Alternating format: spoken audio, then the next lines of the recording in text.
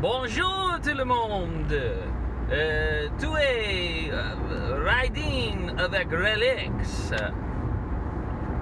I'm sure there's an actual way to say riding. And I should have said vous êtes, I suppose, because it's I mean, there's multiple of you, but at the same time, it's individual. So I don't know. I took quite a few years of French. Do I remember any of it? Of course, I remember some of it. But I do not remember how to fluently. I was never fluent. I just spoke it when I needed to get a good grade. I can understand a lot more than I can actually say.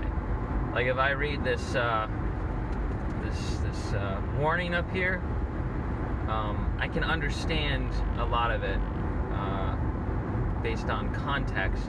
I bet if I spoke to an actual French person, probably wouldn't be able to follow what they're saying because of how quick they would be saying it, that I would need to try to pick up the contextual nuances of, you know, whether you're speaking to many, whether you're speaking to one, whether you're speaking past participle, all that stuff.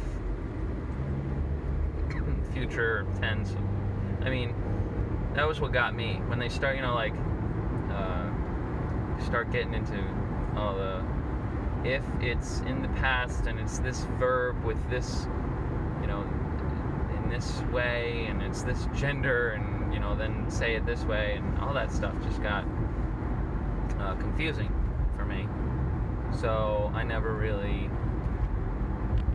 grasped that fullness. I can hold my own in a very basic conversation. Où est les toilettes?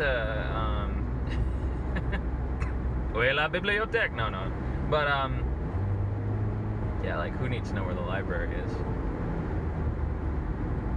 But, I don't know. I took it for a few years.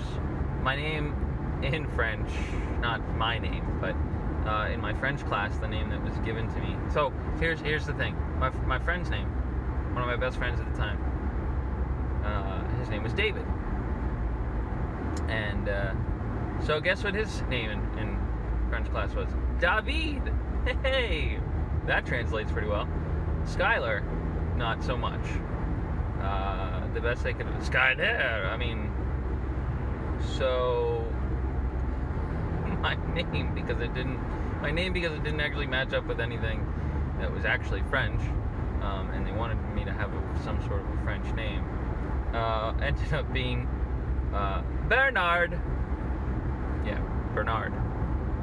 What? Seriously? Yeah, that was my name for the longest time. My friend David actually made fun of me all the time for it. He's like Bernard, and he would just like, I don't know. He had to be there, I guess. I was in 4th, 5th, 6th, no, 7th, 8th, 9th, 10th. I don't know. I went as long as I could go, I guess, until I got bored of it. I always had good grades because I was always good at just doing what was needed. I wasn't much of a go-getter in that, you know, that day. I was always just I was an A student, but I was an A student because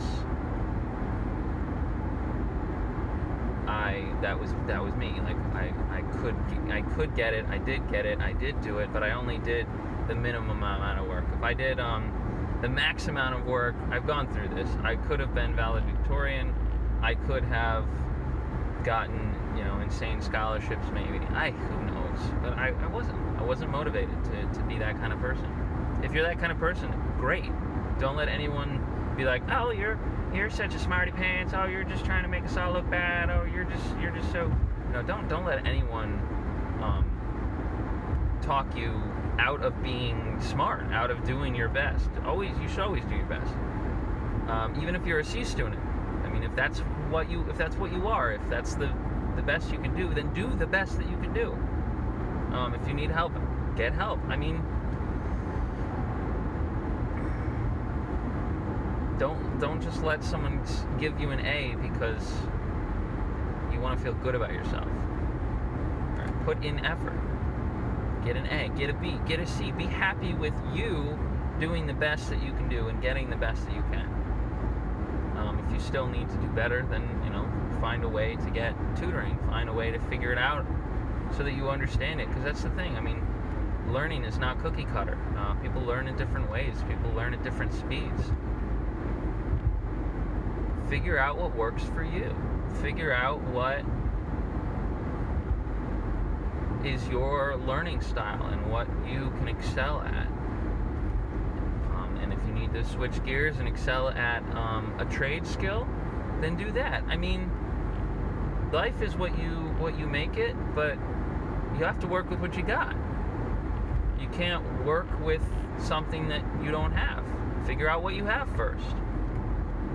I know that sounds simple, but sometimes you won't know if you're good with your hands until you try something. Sometimes you won't know if you're good in a certain area of like science or a specific time frame of history, or I don't know. You gotta try to get into whatever you can in order to figure out what clicks. So all that to say, I don't speak French anymore. I took a course. I was like, oh, I took French. It can't be that difficult. I still need some credits for school. Let me take French class in school. So I did. I took a semester of French 2, 3, 4. I don't remember. If I looked at my transcript, of course, I could see. But I took French in college, and it was difficult. I had to seriously remind myself of a lot of things. I had to go and try to find my old notebooks. I had to go online and look up reminders of what, how this is supposed to be formatted, what the way that this sentence goes, different things like that. I mean, I really commend those who are able to pick up languages, those who are able to be fluent, be bilingual, multilingual. That's really awesome. I mean, if you can learn how other people communicate and be able to communicate with them, I mean, it's the best way to get ideas between language barriers. So, good for you. I was never that kind of person. What really works for me is computer languages. I can look at a computer language. I mean, I can't necessarily tell you, the type or different things like that. I mean, there were lots of things in school that I was like, I don't quite understand. I mean, is this typed? If it does this, I don't know, whatever. But I could pick it up. Pick up what it means, what it does. Again, I'm always better with, like, if I look at code, I can figure out what's going on. Well, this does this, and this goes to this calls this, and writing code, sometimes I need a little help, and I go online, and I'm like, oh, that's the specific wording for that function. Okay. Oh, that's how many parameters that takes. Okay. I mean, a lot of programs that you use these days make it easier. You start typing something, there's auto, the auto finish or whatever, and then as soon as you type like a parentheses for a function or a procedure, it gives you the parameters, and then it gives you optionals, gives you the different drop downs. I work in Visual Studio program, and I work in SQL Server Management Studio, both Microsoft products, not a sponsor. But no, so they're really good at different add-ons to create the atmosphere and the environment that you can start typing, and it'll help you out.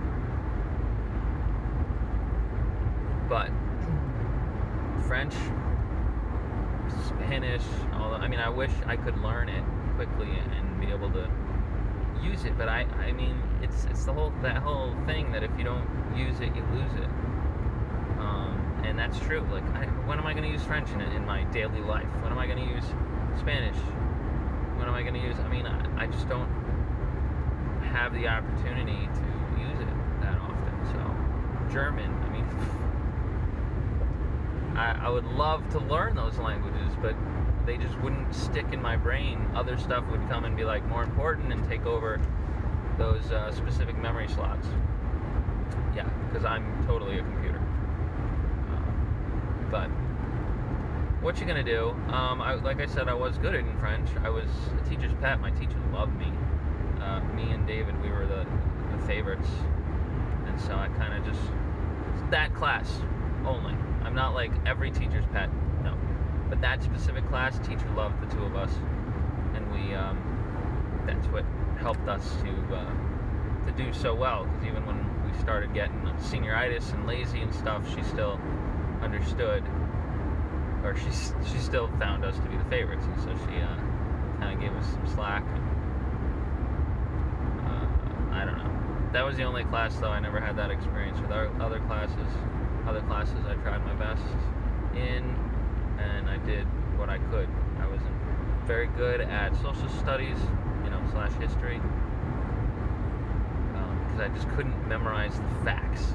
Couldn't keep all those details in my brain. Always good at math. I was good at English because they logically clicked. They logically worked for me. So, like I said, find what works for you and go for it. I mean, that's how you find your career, right? That's how you figure out what you're going to do in life. Is, hey, this interests me. Oh, hey, I like geography. Oh, hey, I think it'd be cool to I don't know. I have a friend who goes and basically like a bird chaser. I don't know what the technical term is. I don't know what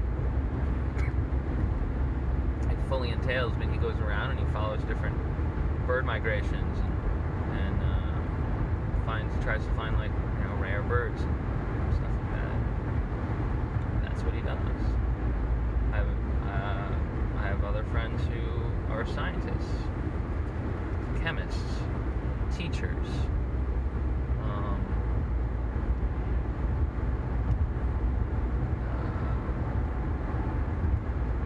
I have a friend who's a ranger, who's a forest ranger. I have another friend who cuts down trees for a living. I have another friend who works with cars, does mechanical stuff.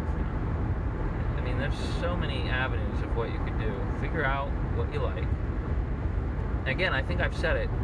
Don't necessarily do what you love, because if someone tells you how to do something that you love, you may learn to hate it.